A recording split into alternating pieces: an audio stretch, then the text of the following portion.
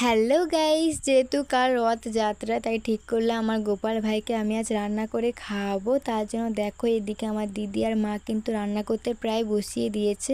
যেহেতু আমার একটু কাজ ছিল তার জন্য বাড়ি আসতে আমার একটু দেরি হচ্ছিল। তো বাড়ি এসে দেখি দিদি অর্ধেক রান্না করে নিয়েছে, শুধু লুচি ভাজাটা বাকি ছিল, তার জন্য আমি লুচিটা বেলতে বসে গেছি। তারপর দেখো দিদিকে ছড় সিদ্ধটা হয়ে গেছে, ছড়া সিদ্ধটা বাকি ছিল। তো তারপর দেখো রান্নাবান্না শেষ করার পর আমি এখানে গোপালের জন্য খুব সুন্দর করে খাবারটা সাজিয়ে দিলাম।